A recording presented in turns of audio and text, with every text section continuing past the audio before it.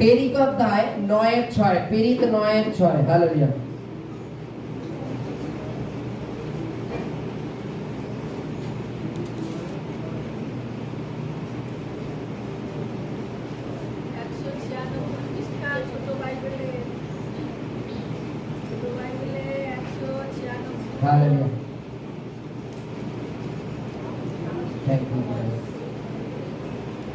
ঈশ্বর আমাদের এখানে প্রত্যেকেই আলাদা আলাদা ভাবে চুজ করেছেন, জানো? হালেলুয়া। ঈশ্বর আমাদের এখানে সকলকেই আলাদা আলাদা ভাবে চুজ করেছেন, হালেলুয়া। আমরা এখানে যতজন উপস্থিত আছি, কোনো এক সময় আমরা ঈশ্বরকে জানতাম না, তাই তো নাকি? আমরা কি জানতাম? হিংসা, ক্রোধ, লোভ, রেষারেষি, সকালবেলা ঘুমের থেকে উঠতে হবে আর ঘুমাতে বাড়িতে গিয়ে আবার ঘুমাতে হবে, সেটা জানতাম। কিন্তু ঈশ্বর বলে যে কিছু আছে এটা আমরা কেউ জানতাম না, হালেলুয়া। আর ঈশ্বর আমাদের প্রত্যেককে এক একজনকে এক এক রকম ভাবে চুজ করেছেন, হালেলুয়া।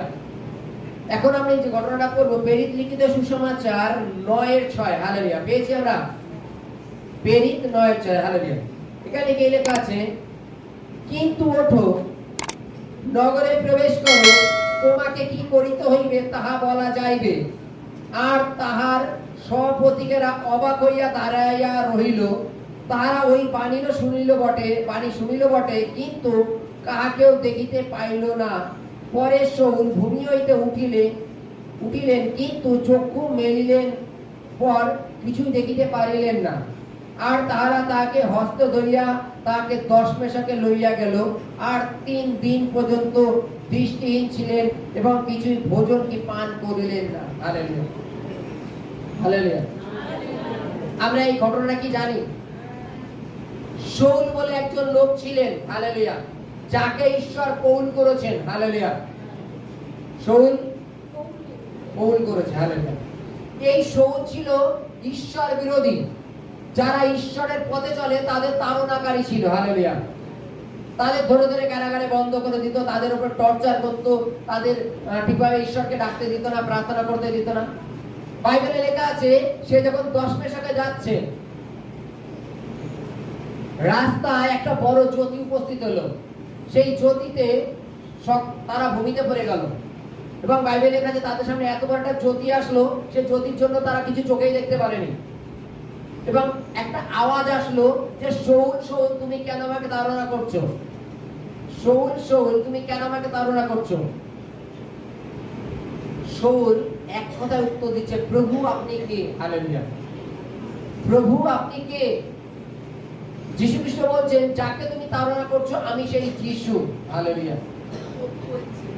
এইবার প্রসঙ্গ হচ্ছে, যখন সে পড়ে গেল, জ্যোতি আসলো, পড়ে গেল এবং সে যখন চোখে দেখতে পাচ্ছে না, আওয়াজটা আসছে যে, শাউল, শাউল, তুমি আমাকে কেন তাড়না করছো? শাউল কি বলছে? প্রভু আপনি কে? হালেলুয়া। যে ব্যক্তি এত লোককে তাড়না করছে, যে ব্যক্তি ঈশ্বরের পথগামী যারা, তাদের ধরে ওদের টর্চার করে কারাগারে বন্ধ করে দিচ্ছে, সে এক কথায় বলছে, প্রভু আপনি কে? হালেলুয়া। আমরা জগৎ সংসার হলে আমাদের মুখ দিয়ে কি বেরোতো? তাই তো নাকি? আমাকে এরূপ করলি কেন, এরূপ করলি কেন, কে তুই? সামনে আয়, তোরে দেখে নিচ্ছি। সে আওয়াজ শুনে বলছে, প্রভু আপনি কে? প্রভু আপনি কে? প্রভু বলছেন, আমি যীশু, যাকে তুমি তাড়না করছো। যীশু খ্রিস্টকে তাড়না করেনি, করেছে কি? যীশু খ্রিস্টের সন্তানদের করেছে। যীশু খ্রিস্টের শিষ্যদের ধরে ধরে কারাগারে বন্ধ করতো। ওর জন্য বলছে, যাকে তুমি তাড়না করছো, হালেলুয়া। কি বলছে? যে তুমি ওঠো, উঠে এখন তুমি যাও নগরে, দশমেশকে যাও, তোমাকে কি করতে হবে সেটা আমি পরে বলবো, হালেলুয়া। মনে করে এখানে আমরা সকলে চোখ খোলা আছে, আমাদের ঝম করে অন্ধ করে দিল, দেওয়ার পরে প্রভু বলছে, তুমি যাও, তোমাকে পরে বলা হবে। আমরা সকলে উঠতে যেত না, প্রভু আপনি এখন ঠিক করে দেন চোখ, আর এখনই বলেন কি হবে। আমরা কি বলবো? যা হওয়ার এখনই হবে, যা করার এখনই করেন। বলছে, তুমি যাও, নগরে যাও, তোমাকে কি করতে হবে সেটা আমি পরে বলবো, হালেলুয়া, পরে বলবো। এই এখন অন্ধ করলো আর তাকে পরে বলার একটা প্রতিশ্রুতি দিল, এই করা আর বলার মধ্যে অনেকটা তফাৎ জানি। এবং বাইবেলের কাছে সে যখন উঠলো, উঠে দেখছে সে তার দৃষ্টি হারিয়ে গেছে, চোখ অন্ধ হয়ে গেছে, সে হাতড়ানো চালু করে দিয়েছে কোথায় কি আছে। আমরা করি তো নাকি? কারেন্ট চলে গেলে কি করি? কি করে ল্যাম্প খুঁজি? কি করে টর্চ লাইট খুঁজি? কোথায় জানি রেখেছিলাম, এখানেই তো নাকি? হালেলুয়া।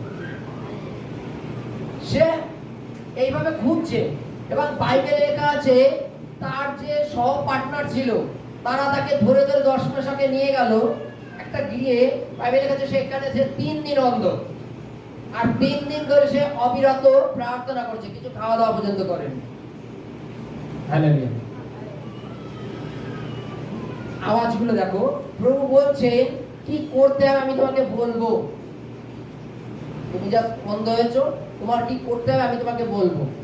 আমরা ওখানে হলে কি করতাম? চলো যে যত ডাক্তার কবিরাজ আছে চলো তার পিছনে দৌড়ভাগ করো, প্রভু যখন যা করবে করবে, তাই তো নাকি?